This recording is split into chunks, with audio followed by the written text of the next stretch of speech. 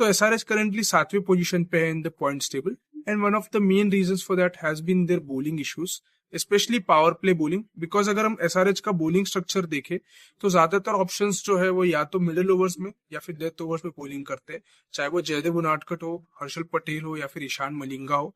And that's why they have gone ahead with Harsh Dubey in the power play, who has perform well so far. But in case they want to round off their bowling and try a more balanced 11, so they can go ahead with this one. So इसमें मैंने ये किया है कि in place of either Ishan Malinga या फिर Harshal Patel, you can go ahead with Shivam Mavi because he is primarily a power play bowler and that is what SRH requires. तो वो initially आपको वो 2-3 overs देंगे and he can also swing the ball both ways, so वो भी एक अच्छा option आपको मिल जाएगा and he'll balance your bowling. उसके अलावा मैंने लिविंगस्टन को रखा 11 में because again he can bowl off spin as well as leg spin, so दोनों ऑप्शंस आपको एक ही प्लेयर में मिल जाते हैं। और लिविंगस्टन के साथ ये भी होगा कि हमने देखा है कि कुछ मैचेस में SRH has had to consolidate जब भी अर्ली विकेट्स गिरे या फिर 2-3 विकेट्स क्लस्टर में गिरे, बिकॉज लोअर ऑर्डर में उतना एक्सपीरियंस नहीं है, थोड़ा सा इनएक्सपीरियंस है बिकॉज यंगस्टर्स खेल रहे हैं।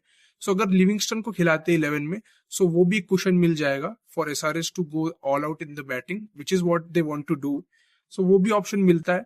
एंड साथ ही में मैं उनाडकट को अभी भी बॉलिंग में बैक करूंगा फॉर मल्टीट्यूड ऑफ रीजंस। सबसे पहला तो क्योंकि उतने एक्सपीरियंस्ड या एस्टेब्लिश ऑप्शंस नहीं है बेंच में, और साथ ही साथ में ऐसा Unadkat has given some decent performances in the season and also वो लेफ्ट आर्म एंगल भी लेकर आते हैं। सो ये सब रीजंस को अगर मैं कंबाइन करूं, so I will still go head and back him a bit more right now. तो ये एक बैलेंस्ड लेवल हो सकती है एसआरएच के लिए। इसके अलावा कोई और कॉम्बिनेशन है जो आपको लगता है कि एक अच्छा बैलेंस दे सकता है एसआरएच को, तो वो भी आप मेरे साथ कमेंट्स में शेयर कर सकते हो।